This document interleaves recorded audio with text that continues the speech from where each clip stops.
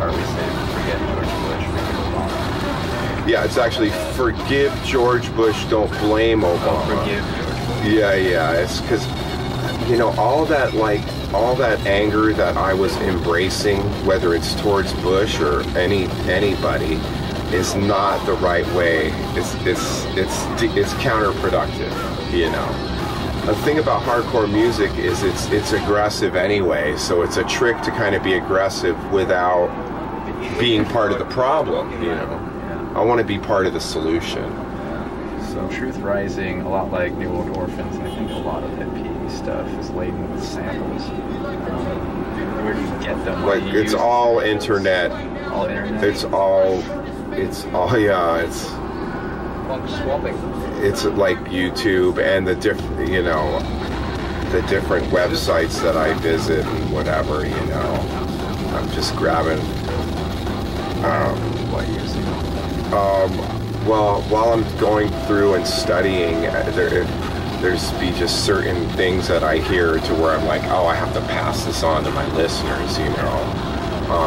And rather than me restate it, I like just getting it straight from the source, you know. Like on this album, I grabbed a lot of Dr. Stephen Greer stuff, who's that has this disclosure project thing and contacts extraterrestrials on a, you know, weekly basis, and you know, and he's always got a lot of positive things to say. So he makes the most appearances on this album. Yeah, which is kind of sign of the times for HeadPE. Do they always support the message of the song or album? Is it sometimes something you think is cool? Well, I think it's like, yeah, I'm always trying to find clips that embrace kind of what the album's doing, you know, that goes right along with the lyrical themes or whatever. So, like, I don't know if I'm saying this right, Beijo na Boca. That's some kid talking through it. Yeah, Beijo na Boca is, what is that? Oh, yeah. That's just a clip I took from a Brazilian sitcom. Yeah, so that I really got into, and so that's just it's the intro for Menina, which is the Portuguese song. So that's my way to kind of bring you into the world of Brazilian hardcore, you know. So that's all that. Do you know what he's saying? Oh yeah. What it is it's these teenagers. They're talking about. They're just talking about how the one girl's dating the boy, and then the girls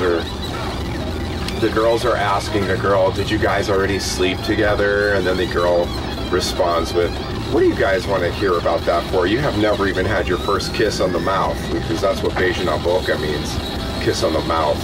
So that's that little interlude. Do you think this is an album that you should listen to front to back, like straight through? Yeah, I think all the HeadPE albums, especially since Insomnia, have been constructed like that, in a way to where you're supposed to listen to them like an album's worth of material.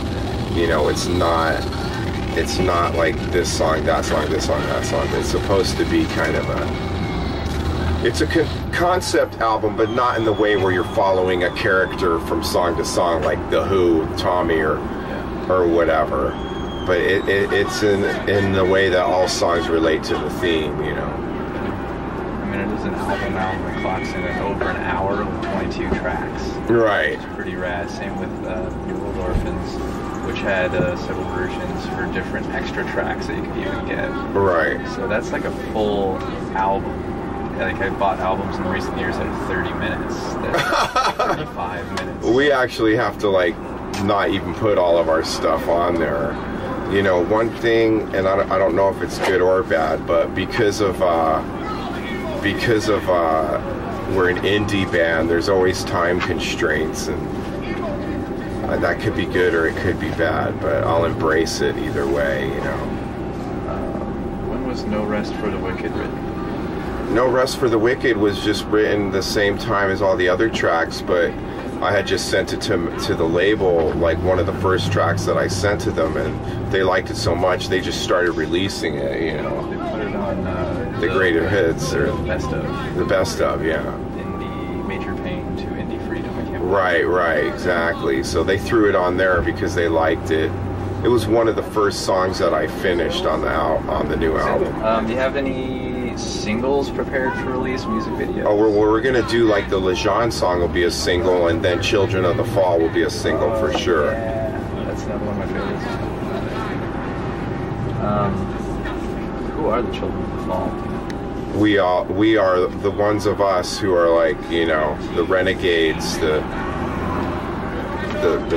those of us on the planet who are trying to create a new Earth, you know. Renegades. That was an awesome song too from the last album. Yeah, that song did wonders for us. Who's the punk kid from the video? That's a kid from a punk band in Southern Cali, the STDs. I can't remember the kid's name right now, but he's a friend of a friend at the label. They played with us one time, punk band called the STDs, but they're like punk, like a self-destructive punk, you know. They're barely hanging on. It was fucking rad. The whole video was just fantastic. It's one of my favorite videos for sure. We got the power. Don't let these corporate fascist pigs alienate you from your own government. We are the fucking government.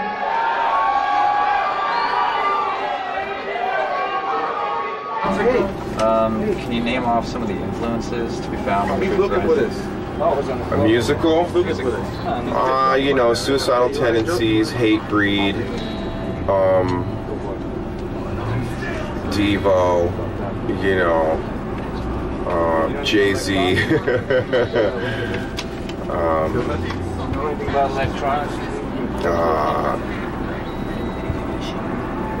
That's about it for the ones that come to my brain. You know how Head PE is, there's so many different things going on. Labeling music is hard, especially for Head PE where we're doing all this stuff. I think it's dumb to call us rap rock because it's not all rap.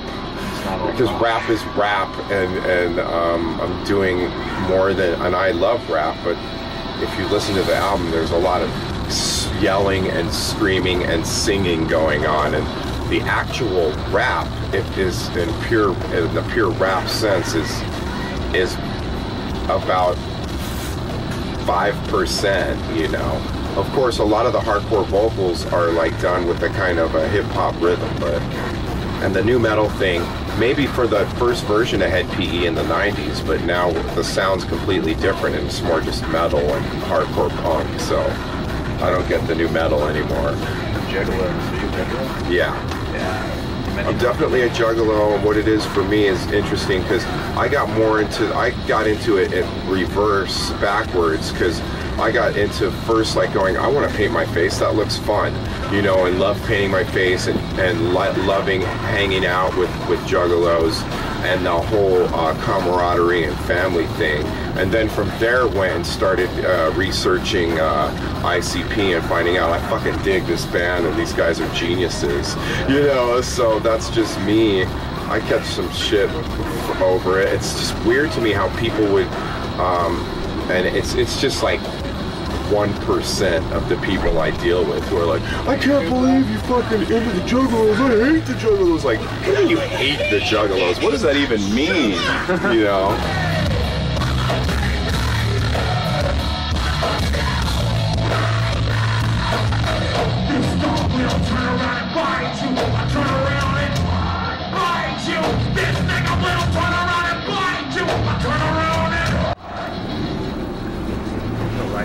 It's okay. Right up there. Who's this? That's my son. Oh, you would be Are you okay? You crying? It's okay. I scared you. Yeah, I was gonna try and meet where did you record Truth Rising? Truth Rising, we did like in a studio in a studio in Irvine, and then I did the vocals and mixed it at my house. I read you bought some new recording materials. Yeah, I bought a new, I bought some new equipment for my home studio.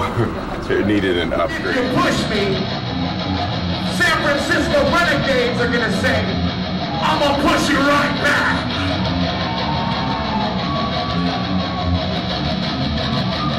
It goes like this. It goes a little something like this.